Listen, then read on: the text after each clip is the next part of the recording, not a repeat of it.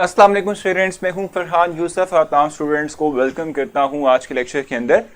आप देख रहे होंगे मौसम जो है आज बहुत कमाल का है। लाहौर में तो बहुत अच्छा मौसम है, मुझे नहीं पता कि बाकी सिटीज़ का क्या हाल है, लेकिन लाहौर में आज सुबह बहुत अच्छी हवा चल रही थी और एक खुशगवार किस्म का मौसम जो है वो यहाँ पर डेवलप हुआ हुआ है। और वो खुशगवारी आपको यहाँ पर रिफ्लेक्ट भी होगी क्लास के अंदर भी, और इसके साथ साथ जो लोग यहाँ आपसे इंटरेक्ट करेंगे तो हम टीचर्स उनके फेसेस पर भी रिफ्लेक्ट होगी।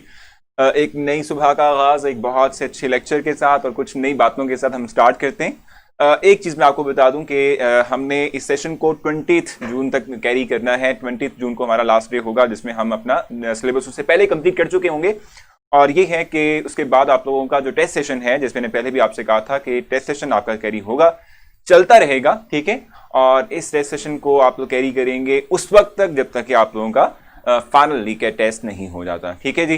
सो आप लोगों ने उसके लिए अपने आप को प्रिपेयर रखना है। टेस्ट की जो है प्रिपरेशन आपकी चलती रहेगी साथ में, और जो भी प्रॉब्लम्स आएंगी, ठीक है, वो हम कम्युनिकेट एक दूसरे को करते रहेंगे थ्रू पोस्ट और थ्रू मैसेंजर, ठीक है। हम जो है इस तरीके से एक दूसरे से बात करते रहेंगे ताकि कोई कंफ्यूजन अगर आती भी है तो वो पूरी हो सके, नहीं दूर हो सके, ठीक है। और हम जो है क्या कर सकें, इन प्रॉब्लम्स को जो हम फेस कर रहे हैं इनको टैकल कर सकें, इनको रिमूव कर सकें, ठीक है जी। अच्छा, तो मैं आप लोगों से बात कह रहा था कि अच्छा एक और चीज, सेशन तो होगा 20 जो है जून को कंप्लीट होगा। उससे पहले इंशाल्लाह हम कोशिश करेंगे कि जो है हम जो है अपना सिलेबस भी कंप्लीट करने की कोशिश या पूरा कर चुके होंगे। मैं कोशिश करूंगा कि थोड़ा सा अर्ली हो जाए ताकि हमारे पास कुछ डिस्कशन डेज बच जाएं, ठीक है। उसमें हम डिस्कस कर लें कोई पॉइंट्स अगर हमारे पास हैं क्लैरिफिकेशन के लिए, कोई ऐसी बात की जो हमें नहीं समझ आई, हमें चाहते हैं कि क्लैरिफिकेशन मिले, तो वो हम जो है उन लेक्चर्स के अंदर जो एक्स्ट्रा लेक्चर हमारे बचेंगे, ठीक है, उनमें हम डिस्कस कर सकें, ठीक है। जल्दी से स्टार्ट करते हैं। देखो आप लोग जानते हो कि मैक्रो मॉलिक्यूल हमारा जो है चैप्टर स्टार्ट मतलब हुआ था, और अब तो उसको ऑलमोस्ट थर्ड लेक्चर उसका जो है बन रहा है, बिल्कुल ठीक है, थर्ड लेक्चर जो है वो बन रहा है आज के दिन, ठीक है। सो आज की करेंगे। अच्छा एक और चीज में बिल्कुल यहाँ पर अली का जो है मैसेज आया, सर प्लीज यूनिवर्सिटीज के एडमिशन और टेस्ट की अपडेट्स, ठीक है, वाली वीडियो बना दें। और मैं आपको बताऊं कि हमने इस सैटरडे को आप लोगों के लिए एक जो है कैरियर काउंसलिंग सेशन या सेमिनार जो है वो अरेंज किया है, ठीक है। और उसके अंदर आप लोगों को तमाम पंजाब प्राइवेट पब्लिक और इवन इस्लामाबाद और रावलपिंडी की जो यूनिवर्सिटीज़ हैं, ठीक है, इनके मुतल्लिक आप लोगों को जो है आगाह किया जाएगा, आप लोगों को बताया जाएगा, ठीक है। लेक्चर रिकॉर्डेड होंगे इसमें 20 जून के बाद भी, बिल्कुल एग्जैक्टली आपके पास पड़े होंगे मुरीब, जिस वक्त आप चाहेंगे आप वो रिकॉर्डेड लेक्चर सुन सकते हैं और अपनी तैयारी कर सकते हैं। अच्छा मैं आप लोगों से ये बात कह रहा था कि आप लोगों के लिए सैटरडे बाद जो कमिंग सैटरडे है, ठीक है, इस पे आप लोगों के लिए एक सेशन रखा हुआ है जिसमें कि हम तमाम के तमाम पब्लिक प्राइवेट सेक्टर यूनिवर्सिटीज, उनके अंदर जो डिपार्टमेंट्स हैं, उनकी फी क्या है, लास्ट ईयर मेरिट क्या था, ठीक है, किस तरीके से आप लोग उसमें अप्लाई कर सकते हैं, कैसे आप लोगों का एडमिशन होगा, ठीक है, तमाम के तमाम including Rawalpindi, including Islamabad, even के मैं केपी के जो है उसको भी थोड़ा बहुत इंशाल्लाह कवर करूंगा, ठीक है। तो ये तमाम चीजें हम अपकमिंग जो आने वाला सैटरडे है उसमें 7 बजे, शाम 7 बजे अनाउंस कर दिया जाएगा आपको, ठीक है। शाम 7 बजे जो है, ठीक है, उसमें जो है आप लोगों के लिए ये ऑनर किया जाएगा, लाइव होगा क्लास में, आप लोग जो है समहाउ जो है कॉल भी कर सकेंगे, ठीक है। ठीक है भाई, कैंपस ड्राइव कैसे खोलनी है समीउल कह रहे हैं, तो देखो आप जो है मेरे प्रोफाइल पर जाएंगे। मेरी प्रोफाइल पर कैसे, आज आपने देखा होगा कि मैंने आप लोगों के लिए पोस्ट की भी थी, उस पर जो मेरा नाम आपको दिख रहा है उस पर क्लिक करें, मेरी प्रोफाइल पे आ जाएंगे। पिक्चर के एग्जैक्टली नीचे मेरी पिक्चर जो है उसके एग्जैक्टली नीचे ड्राइव मेंशन किया हुआ है, ठीक है, उसे क्लिक करें। क्लिक करने के बाद हम कहते हैं कि जी क्या कहते हैं, आपके पास कैंपस ड्राइव ओपन हो जाएगी, वहां पर डिफरेंट फोल्डर्स होंगे। आपने ई कैट वाले फोल्डर्स में से ई कैट टेस्ट भी आप ले सकते हैं, E cat slides, lecture slides वो भी आप ले सकते हैं, या प्रैक्टिस जो एमसीक्यूज हैं, ठीक है, वो भी आप वहां से ले सकते हैं, ठीक है। अब स्टार्ट करते हैं अपना लेक्चर। और जैसे कि आप लोगों को मैंने बताया कि आप जो है हम डिस्कस कर रहे थे, किस चीज को हम डिस्कस कर रहे थे, चैप्टर नंबर 14 को, और चैप्टर 14 अभी भी हमारा कंप्लीट नहीं हुआ, ठीक है। तो इसी जो है इसी को हम आगे कैरी करेंगे। जी अभी नहीं, उस दिन हम बता देंगे आपको, ठीक है जी। किसके बारे में बता दें भाई, कराची के बारे में क्या कह रहे हैं शोएब, मुझे एग्जैक्टली नहीं समझ आया कि आपने क्या कहा, किसके बारे में आप चाहते हैं कि आपको बताया जाए। अच्छा जी, लेकिन कर दो वहां पे, मैंने इसमें वो, अच्छा ठीक है। इस वक्त जो है हम स्टार्ट करते हैं अपना लेक्चर। और लास्ट टाइम हमने जो है डिस्कस कर लिया था रिलेटेड टू जो है जो भी प्रोटीन के यूजेस वगैरह हैं, ठीक है, उससे मुतालिक डिस्कशन कर ली थी हमने। अब आज से जो ऑनवर्ड हमने स्टार्ट करना है वो लिपिड्स हैं, ठीक है। मैंने कल आप लोगों को थोड़ा बहुत शायद इससे मुतालिक बता दिया था। लिपिड्स होते क्या है, हमने कहा था लिपिड्स जो है ये वर्ड ग्रीक वर्ड है जिसको हम लिपो कहते हैं, ठीक है। ये लिपोस से मिला हुआ है जिसका मतलब होता है फैट्स, ठीक हो गया। फैट्स जो है हम कहते हैं फैट्स एंड ऑयल पर मुश्तमिल ये लिपिड्स होते हैं। अगर हम इनकी बात करते हैं तो हम कहते हैं ये एक नेचुरल अकरिंग कंपाउंड है जो एनिमल्स और प्लांट के अंदर मौजूद हैं, ठीक है। और इनसॉल्युबल होते हैं inside water, but organic solvents के अंदर ये डिसॉल्व हो सकते हैं, ठीक है जी। और बने किस चीज से होते हैं, फैटी एसिड्स, ठीक है, ग्लिसरॉल और स्टीरॉइड्स, ठीक है। इन तीन चीजों से हम कहते हैं कि ये बेसिक तौर पे बने होते हैं, ठीक है। आई थिंक मेरे ख्याल से कल मैंने आप लोगों को इससे मुतालिक जो इंट्रोडक्शन था, ठीक है, वो बता दिया था, ठीक है। उससे ही आगे हम मूव करेंगे। अब आपको एक टेबल नजर आ रहा है, ठीक है। टेबल पे आपने जरा गौर करना है, इस टेबल पे आप जरा देखेंगे, ठीक है। इस टेबल के अंदर सोर्सेज मेंशन किए हुए हैं और जो लिपिड्स हम ऑब्टेन करते हैं, ठीक है, वो आपको जो है मेंशन किया गया है।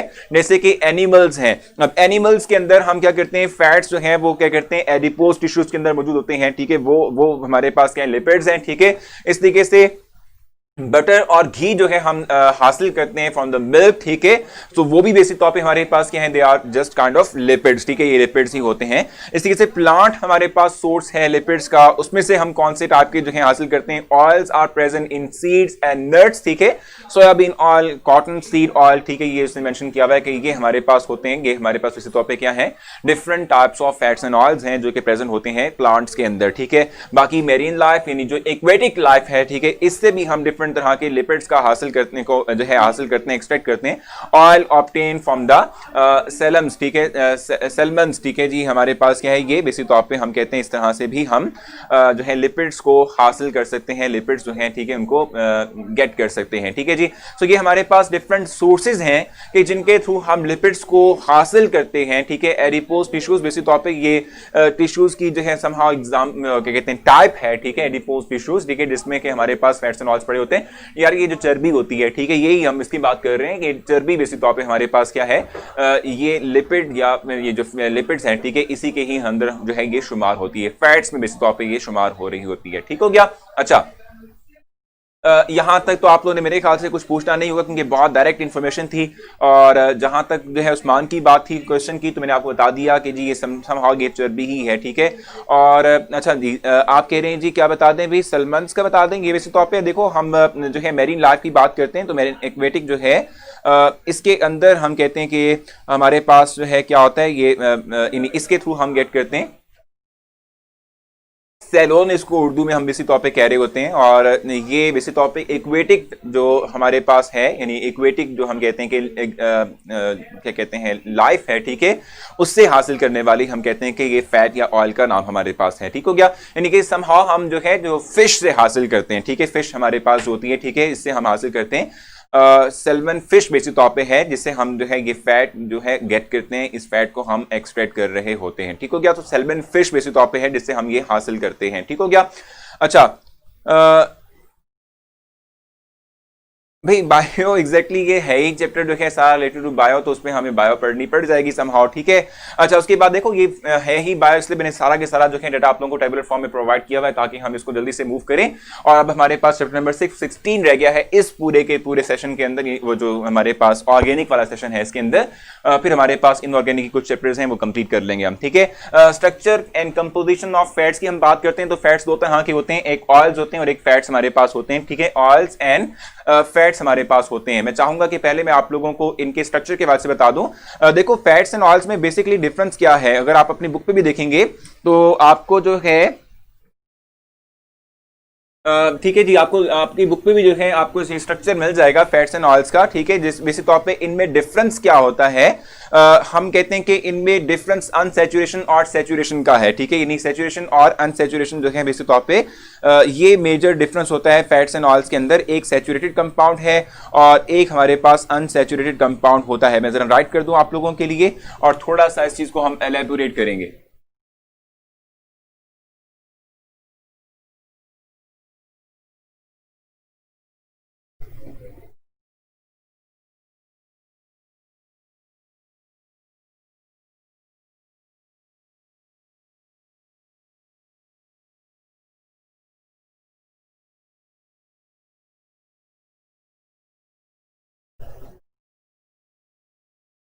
तो ये वैसे तौर पे हमारे पास स्ट्रक्चर जिसमें कि आप अनसैचुरेशन देख रहे हैं, ये वैसे तौर पे ऑयल का है, ठीक है। अनसैचुरेशन का जो कंपाउंड है, अनसैचुरेटेड कंपाउंड जो है ये ऑयल है। हम इसके अंदर हाइड्रोजनेशन करते हैं और इससे हम घी बनाते हैं जो हमारे पास फैट होता है।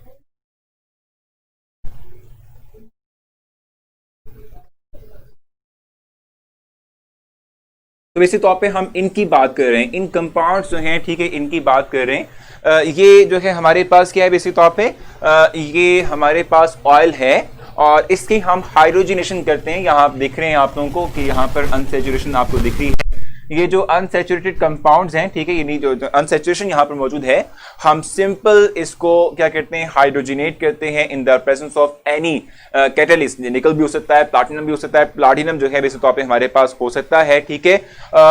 इसकी मौजूदगी में हम हाइड्रोजनेशन करते हैं और इस अनसैचुरेशन को सैचुरेशन में कन्वर्ट करते हैं। जैसे कि हम इसे सैचुरेशन में कन्वर्ट करते हैं तो इससे क्या होता है, इससे फाइनली हमारे पास जो है ये है, ठीक है, इससे फाइनली हमारे पास क्या होगा, एक सैचुरेटेड कंपाउंड बनेगा जो कि हमारे पास क्या है, फैट कहलाएगा। ये बहुत लंबा सा आपको कंपाउंड नजर आ रहा है, लेकिन फैट जो है क्योंकि उसमें अनसैचुरेशन नहीं होती तो हम उसको सिंप्लीफाइड वर्जन में जो है कुछ इस तरह से राइट कर सकते हैं।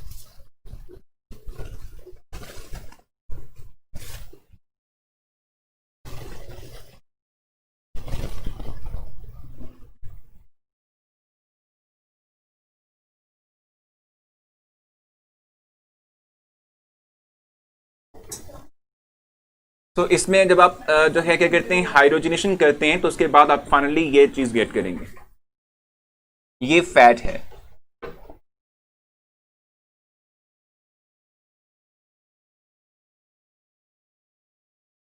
ठीक है जी। सो डिफरेंस बेसिक तौर पे मेनली तौर पे हमारे पास क्या है, एक अनसैचुरेशन और सैचुरेशन का है।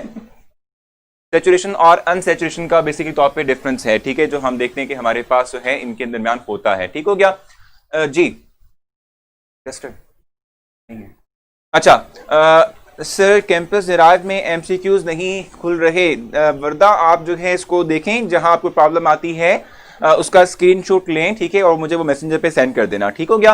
और जो है बाकी ओपन है, आई थिंक मेरे ख्याल से आप तमाम लोगों को दिख रहे हैं ना एमसीक्यूज वगैरह, वहां पर जो नोट्स में अपलोड किए हुए आप लोगों को वो दिख रहे हैं या नहीं दिख रहे हैं, आप बताना। ठीक है। 11 चैप्टर देखो, 11 चैप्टर देखो, अभी 3 और OH ग्रुप होंगे तो उसे ग्लेक्सुअल कहते हैं। बिल्कुल सही है भी फैजान, समा आप बिल्कुल सही इंफॉर्मेशन प्रोवाइड कर रहे हो। ठीक है। सो हम इसकी हाइड्रोजनेशन करते हैं तो इसके थ्रू हमारे पास एक फाइनल प्रोडक्ट आता है जिसमें हमारे पास अनसैचुरेशन नहीं है, सैचुरेशन है, जिसको हम फैट का नाम देते हैं। अब हमारे पास एक टेबल आएगा स्क्रीन पे, उस टेबल के थ्रू हम देखेंगे कि कंपैरिजन करते हुए कि फैट्स एंड ऑयल्स जो हैं इनमें मेजर डिफरेंस क्या होता है। ठीक है जी। जी आप लोगों को आई थिंक अच्छा नहीं मिल रहे, आप कह रहे हो। मैं भाई आप में से किसी को विजिबल हुए हैं एमसीक्यूज नोट्स जो मैंने अपलोड किए हुए आप लोगों के लिए कैंपस डिराइव पर, क्योंकि कैंपस डिराइव पर जितने भी नोट्स हैं वो सारे के सारे मैंने शेयर किए हुए हैं, विजिबल हैं तमाम लोगों को। स्लाइड ओपन कर दो।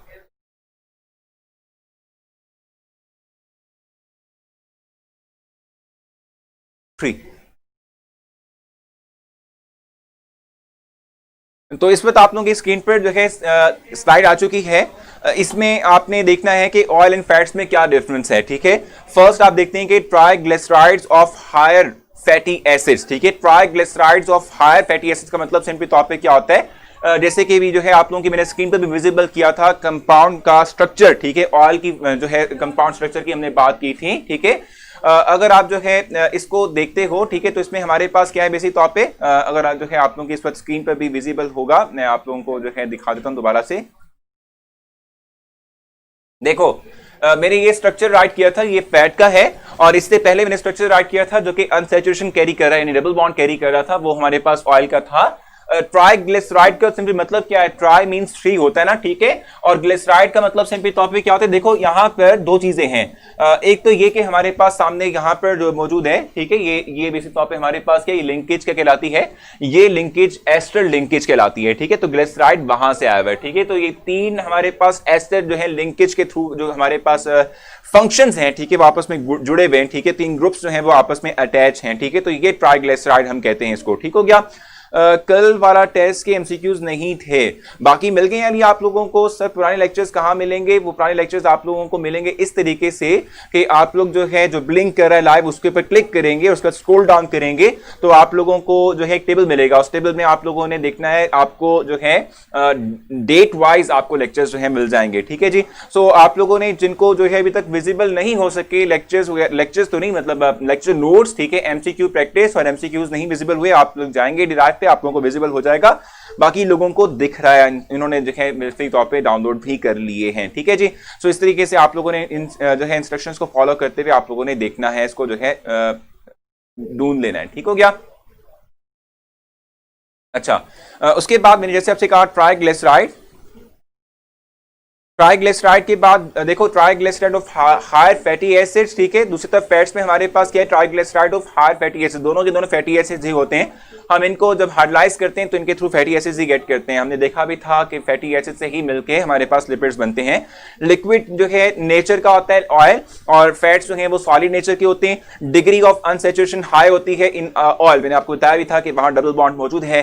फैट्स के अंदर क्या होता है कि सैचुरेशन होती है, हम डबल बॉन्ड को सिंगल बॉन्ड में कन्वर्ट करते हैं थ्रू हाइड्रोजनेशन प्रोसेस। ठीक है। ऑयल है तो जाहिर सी बात है मेल्टिंग पॉइंट भी लो होगा, हायर मेल्टिंग पॉइंट होगा फॉर सॉलिड, चूंकि फैट्स सॉलिड फॉर्म एग्जिस्ट करते हैं। ठीक है। एडिशन रिएक्शंस देते हैं विद हाइड्रोजन, चूंकि वहां पर अनसैचुरेशन थी इन केस ऑफ ऑयल, लेकिन चूंकि फैट्स में अनसैचुरेशन नहीं है, तमाम के तमाम बॉन्ड सिंगल में कन्वर्ट हो चुके हैं, तो इसलिए हमारे पास वहां एडिशन रिएक्शंस नहीं होते। हाई आयोडीन नंबर का मतलब सिंपली तौर पर क्या होता है? आगे जाके आपने जो है आयोडीन नंबर को डिफाइन करना है। बेसिक तौर पर हम आयोडीन नंबर के थ्रू आइडेंटिफाई करते हैं कि किसी कंपाउंड के अंदर अनसैचुरेशन है या नहीं है। ठीक है। तो अगर अनसैचुरेशन हो तो आयोडीन रिएक्ट करता है और फाइनल प्रोडक्ट प्रिपेयर करता है। तो ये हाई आयोडीन नंबर का मतलब होता है कि आयोडीन जो है इस रिएक्शन के अंदर कंज्यूम होगी, और लो आयोडीन नंबर का मतलब होता है कि फैट एज सच इतने जो है रिएक्ट नहीं करते विद दैट पर्टिकुलर कंपाउंड, और इस तरीके से जो है हमारे पास इतनी इंडिकेशन नहीं मिल रही होती हमारे पास। ठीक है जी। नोट मेंशन किया हुआ है कि एनिमल फैट्स और ऑयल्स, ठीक है, आर एस्टर ग्लिसरॉल। मैंने आपको बताया था ना कि ये एस्टर लिंकेज इनके अंदर होती है फैटी एसिड्स की, जिनको हम ट्राइग्लिसराइड्स का नाम दे देते हैं। ये बेसिक डेफिनेशन है ट्राइग्लिसराइड की। ठीक है जी। कुछ पूछना हो आप लोगों ने जल्दी से पूछेंगे, तो हम आगे चलेंगे और नेक्स्ट जो है स्लाइड उसकी तरफ मूव करेंगे जल्दी से, क्योंकि ये चीजें बहुत कहते हैं ना कि भाई क्या कहते हैं, डायरेक्ट हैं। ठीक है। डायरेक्ट इंफॉर्मेशन है इसके अंदर। सर ऑयल फायर को कैच क्यों करता है? ठीक है। देखो मैं आपको बताऊं कि आप जानते हैं कार्बन कंटेंट कोई भी हो, ठीक है, मोस्ट ऑफ द टाइम, ठीक है, वो क्या करते हैं भी, वो समहाउ फायर कैच करते हैं। ठीक हो गया। और अगर आप जो है ऑयल की बात करते हो तो इसमें तो आप देख रहे हैं कि स्केलेटन के अंदर कार्बन ही कार्बन मौजूद है। ठीक है। तो इसलिए हम कहते हैं समहाउ ये ऑयल जो है मतलब ये क्या करता है, ये जो है फायर को कैच करेगा। जैसे पेट्रोल है यार, हम कहते हैं कि उसके अंदर भी हमारे पास क्या है, कार्बन स्केलेटन मौजूद है, वो भी जो है क्या करता है, फायर कैच करता है। ठीक हो गया। पेज नंबर बता दें, आईडी नंबर हमने आगे डिफाइन करना है अभी अरीब, ठीक है, अभी हमने इसको जो है डिफाइन करना है अभी आईडी नंबर को। ठीक है। नेक्स्ट स्लाइड इनकी स्क्रीन पर 5 ला दें या मुझे दे दें, मैं कर देता हूं।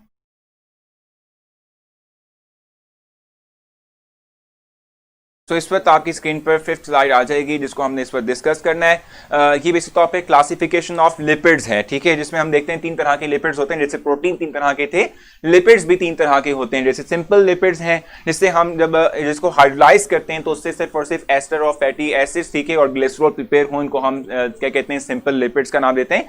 यानी जिस चीज से, जिस इंग्रेडिएंट से लिपिड्स बनते हैं, अगर हम हाइड्रोलाइज के थ्रू वही चीज गेट कर लें तो वो सिंपल लिपिड कहलाएगा। अगर जो हमारे पास लिपिड है, ठीक है, इसमें जो है लिपिड के अलावा कोई और कंटेंट मौजूद है, जैसे कि यहां मेंशन किया हुआ है radical in addition to fatty acids, alcohol, glycerol, ठीक है, तो इनके अलावा कोई और चीज होगी तो वो बेसिक तौर पे हमारे पास क्या होगा, वो हम कहते हैं कि कंपाउंड लिपिड, जिसको हम कहते हैं, वो बेसिक तौर पे हमारे पास होगा। ठीक है। जैसे एग्जांपल उसने दी हुई है फॉस्फोलिपिड की, जिसमें कि लिपिड के साथ फॉस्फोटिक ग्रुप जो है वो लगा हुआ है। सो ये फॉस्फोलिपिड्स बेसिक तौर पे हमारे पास, या लिपोप्रोटीन बेसिक तौर पे, जिसमें प्रोटीनिक पार्ट हमारे पास आ चुका है, ये कंपाउंड जो है लिपिड्स कहलाएंगे। इसके अलावा हमने जो है मेंशन किया है फिंगोलिपिड्स बेसिक तौर पे लिखा हुआ है, स्पिंगोलिपिड, ठीक है, ये भी बेसिक तौर पे हमारे पास क्या है, ये कंपाउंड जो है लिपिड है। इसमें कि लिपिड के अलावा एक रेडिकल जो कि लिपिड जो है हम कहते हैं के अंदर शुमार नहीं होता, वो मेंशन किया हुआ लगा हुआ है। ठीक है। तो इसलिए हम इसको कंपाउंड लिपिड्स का नाम देंगे। डिराइव्ड या एसोसिएटेड प्रोटीन का मतलब इन्हीं प्रोटीन तो नहीं है, लिपिड है बेसिक तौर पे। ठीक है। इसका मतलब सिंपल तौर पे क्या होता है कि जो हमने सिंपल और कंपाउंड लिपिड से एक्सट्रैक्ट किए हों, यानी डिराइव किए हों, ठीक है, इनको हम डिराइव या एसोसिएटेड लिपिड्स का नाम देते हैं। हैं, ठीक है। Hydrolytic products of lipid are called as associated lipids, जो कि हमारे पास सीरोल्स हैं, विटामिन डी है और टर्पीन्स हैं, ठीक है। ये बेसिक तौर पे हमारे पास क्या है, ये एग्जांपल्स हैं किसकी भी, हम कहते हैं कि हमारे पास डिराइव्ड या एसोसिएटेड प्रोटीन की एग्जांपल हैं, ठीक है भी। क्वेश्चन बताएं जल्दी से, क्वेश्चन अगर आप लोगों का है तो आप जल्दी से बताएंगे, नहीं तो हम नेक्स्ट पे मूव करेंगे क्योंकि बहुत डायरेक्ट चीजें हैं। कंपाउंड लिपिड्स की एग्जांपल दे दें सर केमिकल इक्वेशन से। केमिकल इक्वेशन से आप कह रहे हैं कि जी कंपाउंड लिपिड की आपको जो है एग्जांपल दी जाए।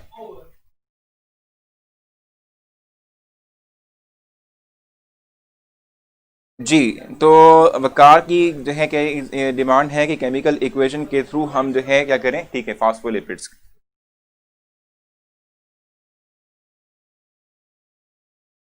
ठीक है जनाब, अभी दे देते हैं आपको ये एग्जांपल।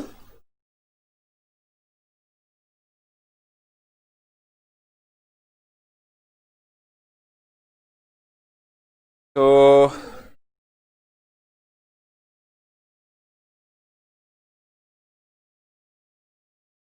ठीक है, अब इस वक्त जो है मैं आप लोगों को एक एग्जांपल दे देता हूँ फॉस्फोलिपिड की एज अ स्ट्रक्चर, उसका जो है बेसिक तौर पे क्या होता है, ठीक है, उस फॉर्म के अंदर। क्योंकि पता है क्या, आप लोगों की बुक के अंदर एज सच जो है कोई स्ट्रक्चर इस तरह का मेंशन नहीं है, तो मुझे फिर जाहिर सी बात है, फिर मुझे जो है आप लोगों को अगर बताना है, और ये बहुत लेंथियर होते हैं, मैं बता दूं आपको, ठीक है, ये बहुत लेंथियर जो है हम कहते हैं कि टाइप के हमारे पास ये स्ट्रक्चर्स होते हैं, तो इसलिए हम इनको कॉमनली राइट भी नहीं कर रहे होते, ठीक है जी। तो जल्दी से अब वकार चूँकि कह रहे हैं तो उनकी ख्वाहिश का जो है वो एहतराम करते हुए उनके लिए बना देते हैं, ठीक है। टाइम वेस्टेज वाला बेसिक तौर पे ये काम है, लेकिन हमें इससे कोई सरोकार नहीं होता, इससे कोई इंफॉर्मेशन हमें नहीं मिलने वाली, ठीक है भी।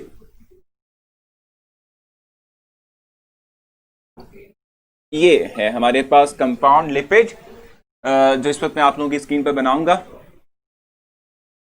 और इसके अलावा नीचे हमारे पास आ जाएगा ये CH2O फॉस्फोलिपिड, जो आप कह रहे थे कि उसी को एक्सप्लेन करेगा, ठीक है। क्योंकि मैंने आपसे बताया ना, कॉम्प्लेक्स स्ट्रक्चर्स होते हैं, हम इनको मोस्टली राइट नहीं कर रहे होते, ठीक है। चूंकि मोस्टली राइट जो है वो नहीं कर रहे होते, इसलिए क्योंकि स्ट्रक्चर्स जो है कॉम्प्लेक्स हैं, आप लोगों को इनकी जरूरत नहीं होती।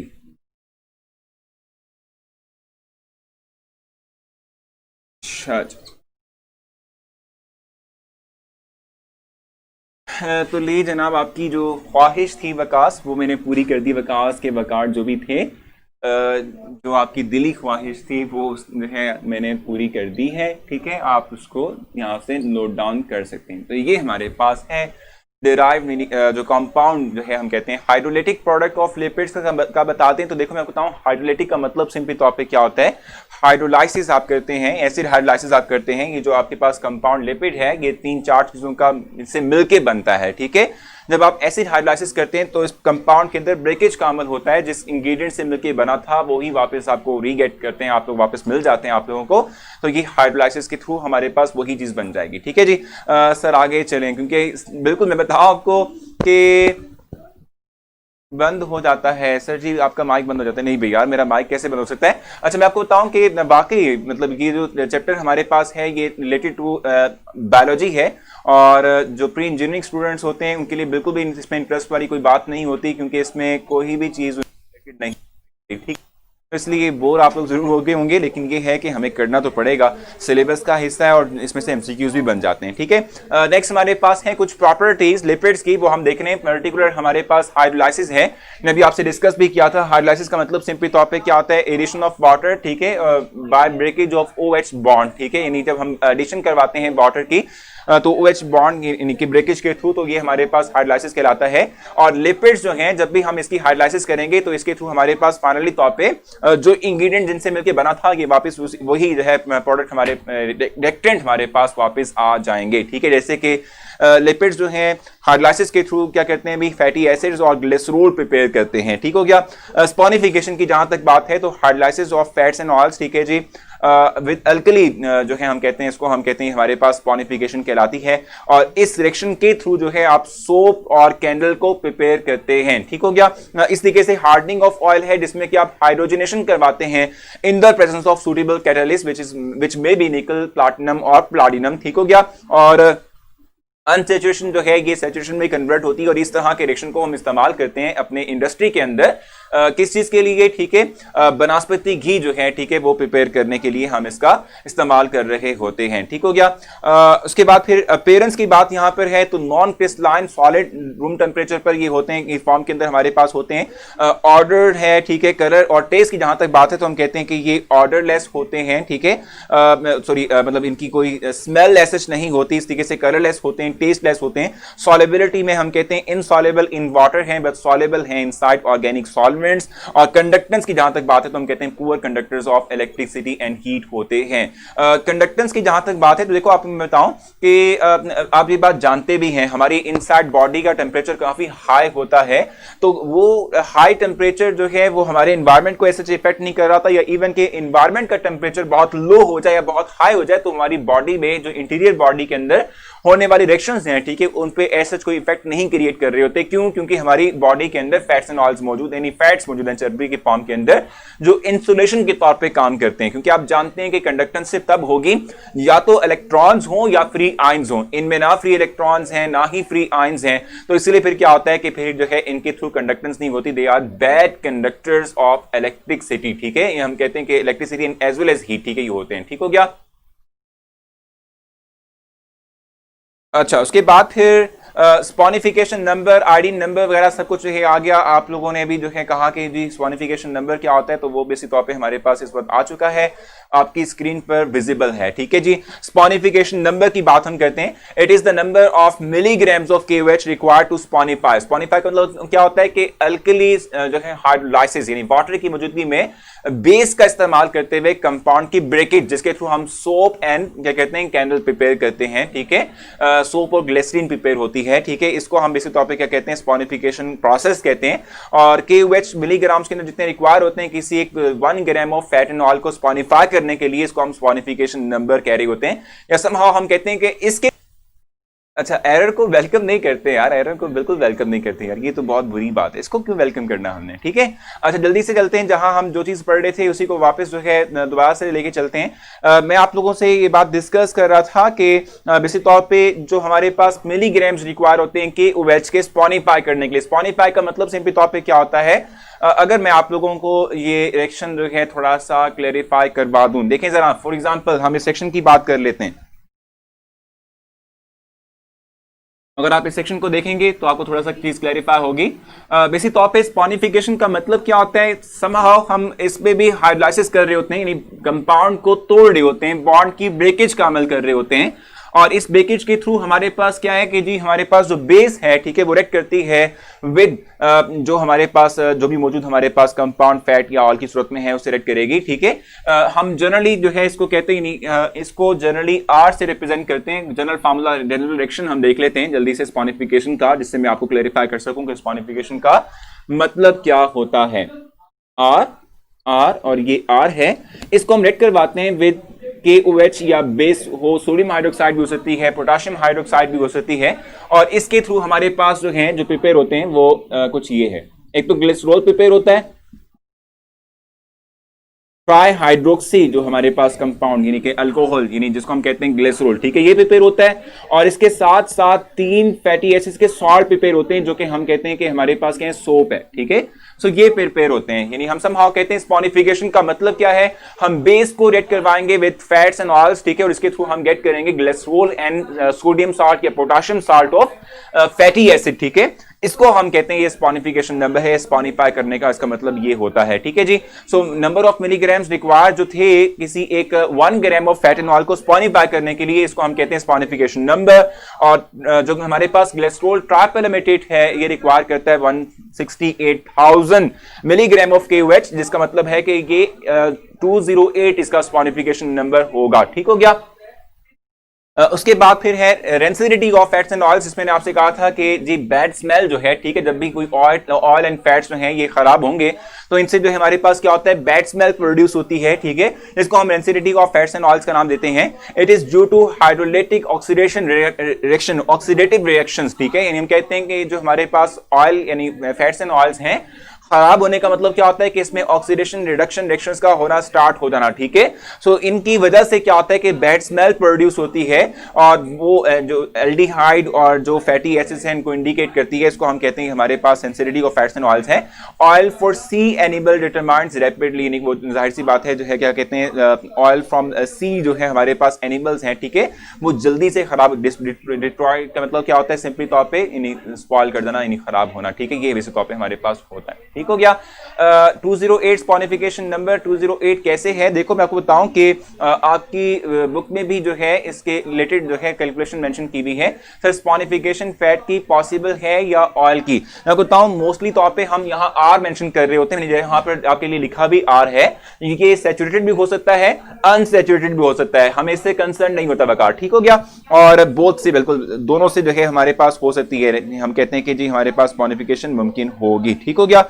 बाकी यहां पर क्वेश्चन था कि भी 208 किस तरीके से आएगा, तो जैसे मैंने आपसे कहा कि 168,000 जो है मिलीग्राम्स रिक्वायर हैं KOH के, ठीक है, स्पॉनिफाई करने के लिए किस चीज को, 1 ग्राम ऑफ, ठीक है, हम कहते हैं कि हमारे पास जो क्या कहते हैं उसे भाई, जो हमारे पास ट्राइपेलेमिटेट है, ठीक है, इसको स्पॉनिफाई करने के लिए तो हम सिंपली करेंगे क्या कि हम जो है क्या कहते हैं, डिवाइड करेंगे 168,000 मिलीग्राम्स को विद मिलीग्राम जो ग्राम रिक्वायर इस तौर पे, ठीक है, किस चीज के, जिसको हमने स्पॉनिफाई करना है, इससे हमारे पास क्या आ जाएगा, इससे हमारे पास जो है स्पॉनिफिकेशन नंबर आ जाएगा। 208 आया किस तरीके से है, 168,000 जो आप मेंशन कर रहे हैं अमाउंट, इसको आप डिवाइड करते हो विद द नंबर ऑफ, ठीक है, ग्राम्स जो आप लेते हो फैट एंड ऑयल के, ठीक है, तो उसके बाद आपके पास क्या आ जाता है, हमारे पास फाइनल रिजल्ट जो आता है ये इस तौर पे स्पॉनिफिकेशन नंबर कहलाता है। वाई सी एनिमल्स और डिटेरिगेट रैपिडली, तो उसमें देखो मैं आपको बताऊं कि जो सी एनिमल्स हैं, ठीक है, इनके जो शेल्स होते हैं, शेल्स जो होते हैं ना, ठीक है, उनकी बॉडी के ऊपर जो उनको समाव हम कहते हैं कि जो है वो गलने सड़ने से बचाते हैं पानी के अंदर, ठीक है, उनसे जो है मोस्टली तौर पर किस तरह के जो फैट्स एंड ऑयल्स हैं वो प्रिपेयर कर रहे होते हैं, ठीक है, और जाहिर सी बात है वो फिर जो इन्वायरमेंट है उसके तहत ऑप्टिमाइज होते हैं, ठीक है, इन्वायरमेंट के तहत क्या कहते हैं कि भी ऑप्टिमाइज होते हैं। जैसे ही आप उसका इन्वायरमेंट चेंज करोगे तो समहाउ उसमें जो है जल्दी से कोई बिगाड़ नहीं, समहाउ कहते हैं उसमें चेंज प्रोड्यूस जरूर होगा, बिल्कुल जो है हम कहते हैं इस वजह से ही है, ठीक है। बाकी अब हम बात करेंगे आईडी नंबर की, और मैंने आपको पहले भी सवाल से थोड़ा सा बता दिया कि आईडी नंबर इंडिकेट क्या करता है, आईडी नंबर इंडिकेट करता है अनसैचुरेशन को, डिग्री ऑफ अनसैचुरेशन जो है, ठीक है, हम कहते हैं कि इसको इंडिकेट करेगा। जैसे एग्जांपल मेंशन किया यहां पर कि it is the gram of iodine added to 100 grams of fats और ऑयल्स, ठीक है, इसमें आयोडीन नंबर जो है कहता क्या है कि एक्सटेंट ऑफ, हम कहते हैं कि जो है अनसैचुरेशन को शो करेगा। और एग्जांपल यहां मेंशन भी किया हुआ है, glyceride with no double bond has iodine number 200, ठीक है जी, इसके लिए हमारे पास क्या है 200 आयोडीन नंबर होता है, ठीक हो गया। KOH के बजाय हम NaOH सिलेक्ट करवा सकते हैं, एग्जैक्टली बिल्कुल करवा सकते हैं, हमें सिर्फ और सिर्फ बेस सिलेक्ट करवाना है, हमें बेस से कंसर्न है, चाहे वो KOH हो या वो सोडियम हाइड्रोक्साइड यानी NaOH हो, ठीक हो गया। नेक्स्ट जो है हमारे पास जो चीज आ रही है इसमें हम देखते हैं एंजाइम्स हैं, और मैंने एंजाइम्स के बारे से पहले भी आप लोगों को थोड़ा बहुत क्लैरिफाई किया था कि एंजाइम्स का मतलब सिंपली तौर पे क्या होता है, एंजाइम्स आर बायोलॉजिकल बायोकैटलिस्ट, ठीक है, हम कहते हैं कि ये जो हमारे पास बायोकेमिकल रिएक्शंस होते हैं इनसाइड एनिमल बॉडी, ठीक है, इन तमाम के तमाम जो है, ठीक है, हम कहते हैं कि भी इन तमाम के तमाम जो रिएक्शंस हैं, ठीक है, इनको जो चीज कैटलाइज करती है, जो चीज एज अ कैटलिस्ट इन्वॉल्व होती है इस तरह के रिएक्शंस के लिए, वो एंजाइम्स हैं, ठीक है। और एंजाइम्स की कुछ कैरेक्टरिस्टिक्स हैं जो मैंने यहां पर मेंशन की पॉइंट की फॉर्म के अंदर, एंजाइम जो है वो कैटलाइज सिर्फ और सिर्फ एक टाइप के रिएक्शंस को ही कर सकते हैं, नहीं मोर देन वन जो है रिएक्शंस को एक ही तरह का जो है एंजाइम है, ठीक है, वो हम कहते हैं कि कैटलिस्ट के तौर पे बिहेव नहीं करता, उसके अंदर वो कैटलाइज नहीं करता, ठीक हो गया। Enzymes can increase the rate of friction by 10⁻10 times, ठीक है जी, इस इतने टाइम्स जो है क्या करता है, रेट ऑफ फ्रिक्शन को इंक्रीज करता है, एनहांस करता है, ठीक है, और जिस साइट पर जाकर एंजाइम एक्ट करेगा उसको हम एक्टिव साइट का नाम देते हैं, यानी the space at which substrate attached called as active site, यानी जो एंजाइम की एक्टिव साइट। देखो मैं आपको बताऊं कि जो है एंजाइम ने क्या करना है, एज अ कैटलिस्ट के तौर पे बिहेव करना है। तो एंजाइम की सरफेस पर आके जो सबस्ट्रेट जिन्होंने रिएक्शन करना होता है, ठीक है, वो आकर लगते हैं और लगने के बाद आपस में रिएक्ट करते हैं। तो जिस जो है पॉइंट पर आकर लगेंगे इसको हम कहते हैं कि हमारे पास क्या है, ये एक्टिव साइट्स कहलाती हैं। ठीक है जी। क्वेश्चन यहां पर है भी, यहां पर देखें कि सर बुक में लिखा है glyceride with no double bond have zero ID number no 200। मैं देख लूं जरा, इसको क्लैरिफाई कर लें भी, क्योंकि हो सकता है कि मैंने इसको ओवरराइट कर दिया हो।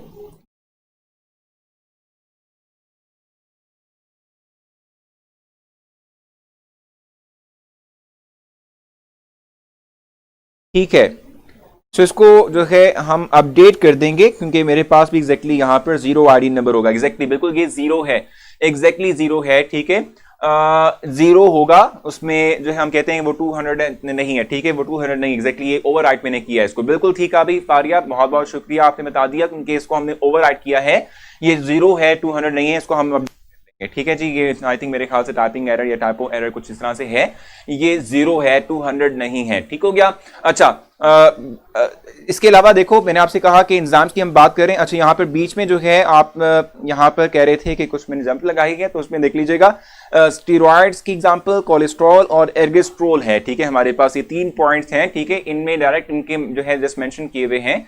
किस चीज को इनमें जस्ट जो है मेंशन किया हुआ है कि जो है ये एग्जांपल्स हैं फैट्स एंड लिपिड्स की। ठीक है, और इनकी जो है हमारी डेली लाइफ में क्या यूजेज है या हमसे रिलेटेड क्या इसका जो है वो यूज है वो मेंशन किया हुआ है, इसको आप देख लीजिएगा। ठीक है, बाकी जो आगे उसने मेंशन की हुई है डिफरेंट टाइप्स क्लासिफिकेशन मेंशन की हुई, मैं ऑलरेडी वो पढ़ा चुका हूं। ठीक हो गया।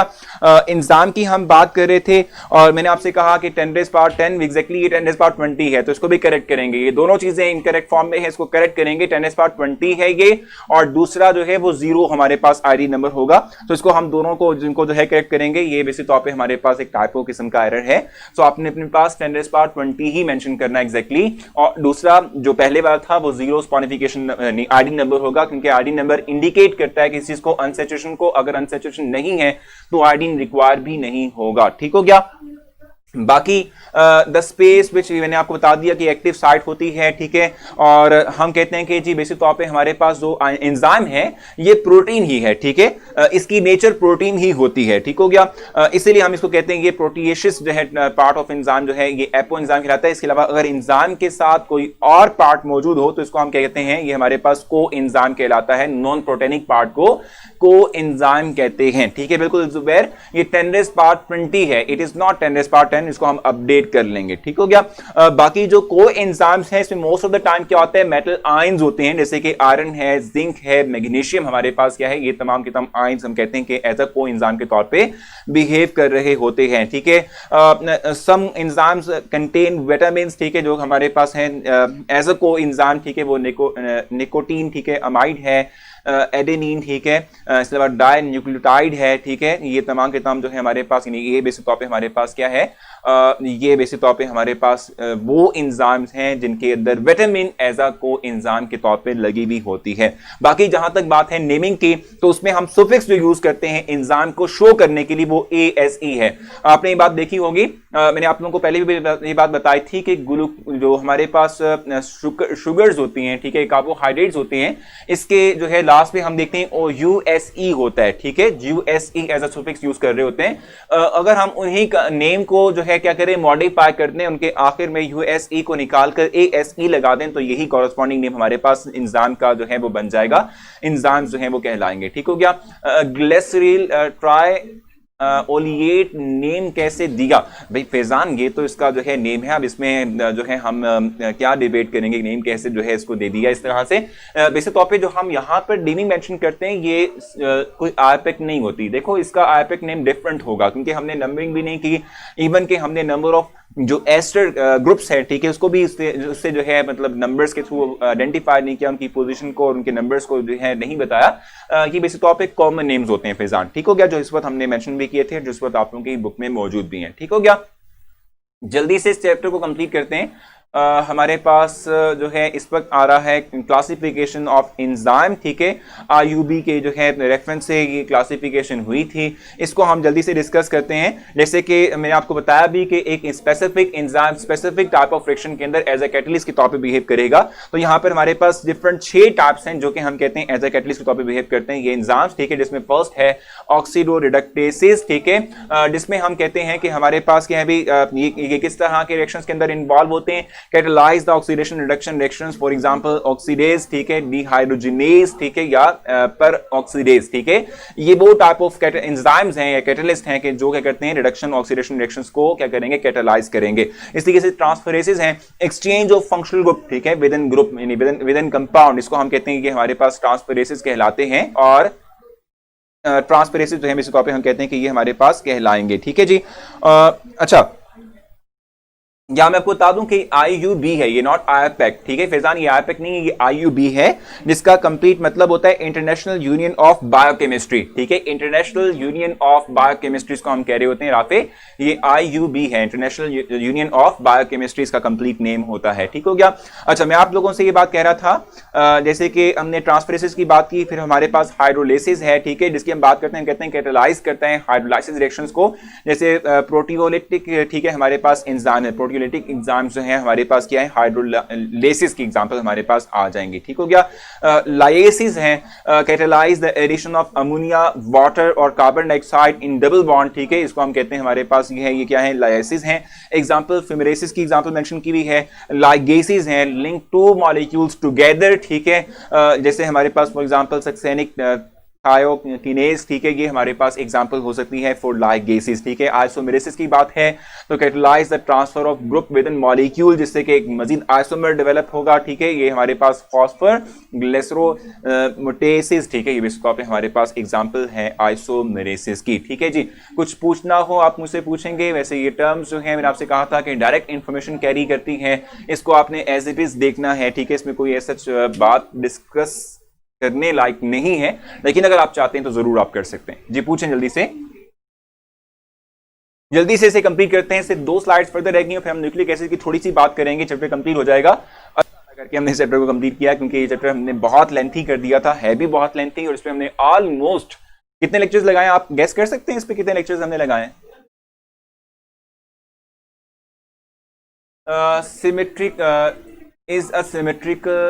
सिमेट्रिकल, ठीक है, triglyceride derived from the glycerol and their unit are, ठीक है जी, द अनसैचुरेटेड फैटी एसिड, बिल्कुल ठीक है भी। अच्छा, बिल्कुल जल्दी से मूव करते हैं ताकि कंप्लीट हो सके।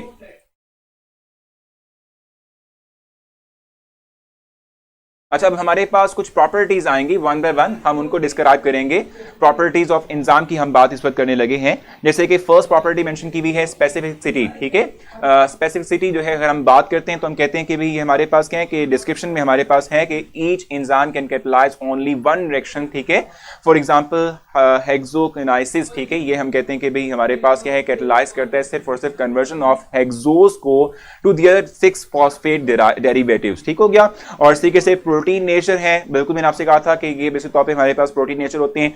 डायरेक्शन ऑफ एंजाइम रिएक्शन की जहां तक बात है तो हम कहते हैं ये इरिवर्सिबल टाइप ऑफ रिएक्शंस हमारे, sorry, reversible type of reactions जो हम कहते हैं। एक्सचेंज ऑफ द, समझ नहीं आया, देखो फैजान, एक्सचेंज का मतलब होता है कि विद इन मॉलिक्यूल एक ग्रुप जो है वो क्या करे, एक जगह से दूसरी जगह पर ट्रांसफर हो जाए, एक्सचेंज हो जाए, पोजीशन एक्सचेंज हो जाए, इसे हम एक्सचेंज रिएक्शंस का नाम दे रहे होते हैं, ठीक है। इसके बाद नेक्स्ट हमारे पास है आइसो एंजाइम, जिसमें हम कहते हैं कि जो हमारे पास 2 एंजाइम्स, ठीक है, जो क्या करते हैं भी जो है सेम ऑर्गेनिज्म से होते हैं, ठीक है।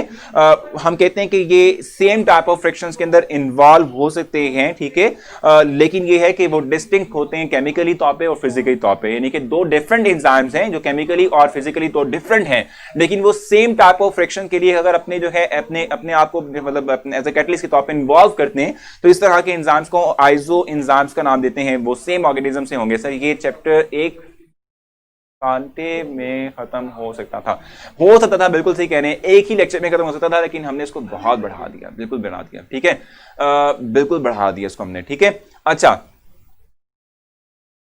पॉइंट 2 है प्रोटीन नेचर भी, इनकी जो नेचर होती है प्रोटीन होती है, यानी ये प्रोटीन जो है इससे मिलके बने होते हैं। और लास्ट हम देखेंगे जो है अपना फैक्टर्स जो कि इफेक्ट करते हैं किस चीज के ऊपर, एंजाइम्स की एक्टिविटी के ऊपर, वो देख के इसके बाद हमारा ये जो मतलब चैप्टर नंबर 14 का समहाउ पार्ट है वो कंप्लीट हो जाएगा। न्यूक्लिक एसिड हम वैसे ही मैं आप लोगों को थोड़ा बहुत मार्क करवाऊंगा, ठीक है। एंजाइम्स कंसंट्रेशन में मेंशन किया डिस्क्रिप्शन इस वाले से कि एंजाइमेटिक रिएक्शंस जो हैं, ठीक है, इनके अंदर जो रेट ऑफ फ्रिक्शन होता है, ठीक है, वो डायरेक्टली प्रोपोर्शनल होता है कंसंट्रेशन ऑफ द सबस्ट्रेट और square root of the enzyme concentration, इनके डायरेक्टली प्रोपोर्शनल होता है। जितनी ज्यादा आप सबस्ट्रेट की कंसंट्रेशन लेंगे और जितनी ज्यादा आप जो है एंजाइम की कंसंट्रेशन लेंगे, उतना ही क्विकली रिएक्शन होगा, उतनी ही रेट ऑफ फ्रिक्शन जो है हम कहते हैं इनहांस होगा। टेंपरेचर की जहां तक बात है तो हम कहते हैं कि एक ऑप्टिमम कंडीशंस के तहत ही जो है एंजाइम अपनी एक्टिविटी को शो करता है। अगर आप उस टेंपरेचर को वेरी करते हैं, बढ़ा देते हैं या बहुत कम कर देते हैं, तो एंजाइम जो है डीएक्टिवेट हो जाएगा, जैसे कि 37 डिग्री सेंटीग्रेड मेंशन किया हुआ है। इससे बियॉन्ड अगर आप बहुत हाई टेंपरेचर करते हो तो एंजाइम डिस्ट्रॉय हो जाएगा, ठीक है। इफेक्ट ऑफ जो है पीएच की बात है तो पीएच भी एक ऑप्टिमम रेंज के अंदर होनी चाहिए, 6.4 टू 6.9 के अंदर ही हम कहते हैं कि अगर पीएच होगी तो ही हम कहते हैं कि हमारा जो एंजाइम है, ठीक है, वो फुली एक्टिव होगा और अपनी जो है पार्टिसिपेशन दे सकेगा, मतलब एज अ जो है कैटलिस्ट के तौर पे इन्वॉल्व हो सकेगा किसी रिएक्शन के अंदर। अदर सब्सटेंसेस की जहां तक बात है तो हम जानते हैं एक्टिवेटर्स और इनहिबिटर्स का हमने पढ़ा हुआ है। एक्टिवेटर्स का मतलब क्या होता है, जो एक्टिव करता है किसी, हम कहते हैं कि कैटलिस्ट की एक्टिविटी को इनहांस करता है, ठीक हो गया, तो एक्टिवेटर्स कहलाते हैं। और अगर इनहिबिटर्स की बात करें तो हम कहते हैं कि इनहिबिटर्स वो होते हैं कि जो एक्टिविटी को रिड्यूस करते हैं, कैटलिस्ट की एक्टिविटी को क्या करते हैं, रिड्यूस कर देते हैं। बाकी रेडिएशंस की जहां तक बात है तो हम कहते हैं कि एंजाइम्स जो हैं, ठीक है, इनके ऊपर बैडली इफेक्ट होता है। Enzymes are inactivated by exposure of ultraviolet rays, beta rays, gamma rays या एक्स रेज के थ्रू ये डीएक्टिवेट हो जाते हैं, ठीक हो गया। उम्मीद है कि आप लोगों को ये तमाम चीज़ें जो हैं मिली हैं, तो इनमें आपने कुछ सेटिस्फेक्शन ली होगी, ठीक है। विवो इनसाइड सेल और इन विट्रो आउटसाइड सेल है, सर ये ठीक है पॉइंट 2 में एग्जैक्टली बिल्कुल। जी बताएं जल्दी से, यहाँ तक कोई कंफ्यूजन, कोई प्रॉब्लम है तो बता दें, नहीं तो फिर हम आगे चलेंगे और उसके बाद लास्ट हमारा जो टॉपिक जो कि न्यूक्लिक एसिड है उसको पढ़ते हुए चैप्टर नंबर 14 को खैराबाद कहेंगे। ये बहुत लेंथी हमने कर दिया, इसको बहुत लटका दिया था हमने वैसे तौर पे, ठीक है। न्यूक्लिक एसिड की हम बात करेंगे। जी जी आयशा पूछें आवाज जल्दी से। जी जी हाँ बिल्कुल आया, आज का टेस्ट आप लोगों का लिपिड्स में से ही आया है।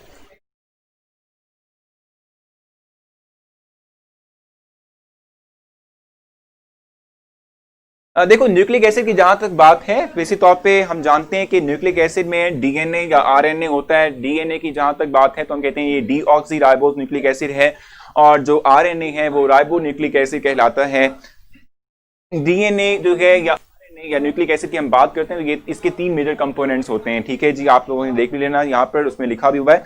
सबसे पहले तो आपको जो है पता होना चाहिए कि जो है हम जहां तक बात कर रहे हैं किस चीज़ की भी, न्यूक्लिक एसिड की बात कर रहे हैं, तो इसको 1872 के अंदर फ्रेडरिक, ठीक है, मेस्टर साइंटिस्ट हैं, ठीक है, जिन्होंने क्या किया था, यानी पहले हमारे पास आया था 1868 के अंदर, पस सेल से जो है इसको एक्सट्रैक्ट किया गया था, ठीक है। जिस दिन पढ़ें उसका टेस्ट बिल्कुल ले लें, ठीक है, बिल्कुल ठीक है अब्दुल्ला, बिल्कुल सही है। अच्छा, और 1872 के अंदर हम कहते हैं कि फ्रेडरिक मेस्टर जो है इन्होंने स्पर्म हेड से जो है इसको एक्सट्रैक्ट किया था, ठीक है। और उसके बाद फिर इनका जो है हम कहते हैं कि स्ट्रक्चर जो है बाद में उसका डेवलप किया गया था, ठीक है जी। टोटल जो हमारे पास मेन कंपोनेंट्स हैं, जिसमें मैंने आपको बताया था कि मेन कंपोनेंट्स हमारे पास कौन कौन से होते हैं, इसमें हमारे पास फॉस्फेट ग्रुप होता है, शुगर होता है और अमाइनो बेस होती है, ठीक है। ये 3 हमारे पास मेजर कंपोनेंट्स हैं जिनसे मिल के हम कहते हैं न्यूक्लिक एसिड डेवलप हो रहा होता है। इनहिबिटर्स का मतलब होता है कि वो हमारे पास सब्सटेंस जो कैटलिस्ट की एक्टिविटी को रिड्यूस कर देंगे, इनको इनहिबिटर्स का नाम देते हैं, ये इनहिबिटर्स कहलाते हैं, ठीक हो गया। अच्छा, उसके बाद जो है आपने देखना है कि डीएनए में कौन कौन सी अमाइनो बेसिस होती हैं, और जो यार पस का मतलब होता है पी, जो हम कहते हैं यानी जो पीप जो हम जिसको कह रहे होते हैं, ठीक है, यानी जब बाजू का दाना वगैरह निकला हो, ठीक है, तो उसमें से जो व्हाइट कलर निकलता है ये वो है सेल, ठीक हो गया। अच्छा, तो अब यहाँ पर हम कह रहे थे कि भी हमारे पास क्या होगा, डेड सेल एग्जैक्टली, बिल्कुल ठीक है ना। डिफरेंस अगर आप देख लें कि भी डीएनए और आरएनए में, तो उसमें मेजरली डिफरेंस जो है उनके जो कहते हैं कि जो अमाइनो बेसिस हैं, ठीक है, उनमें डिफरेंस बेसिक तौर पे हमारे पास होता है। जैसे कि आप जानते हैं कि डीएनए की जहां तक बात है तो साइटोसिन, थायमीन, ठीक है, एडेनिन और गवानीन होता है। आरएनए के अंदर हमारे पास क्या होता है, थायमीन नहीं होती, जिसके अलावा यूरेसिल उसके अंदर जो है बेसिक तौर पे होता है, ठीक है। बाकी आपने कुछ पूछना आप मुझसे पूछ लें, नहीं तो फिर जो है यहाँ एक और चीज़ भी आपने देखनी है। जेम्स वाटसन और फ्रांसिस क्रिक जो है, इन्होंने 1953 के अंदर ये क्या कहते हैं जो स्ट्रक्चर है डीएनए का वो डेवलप किया था, डबल हेलिकल स्ट्रक्चर। यही चीज़ें आपको बस जो है इस हवाले से आपने देखनी है। अब मैं आप लोगों का टेस्ट स्टार्ट कर देता हूँ अगर आप लोग कहते हैं तो।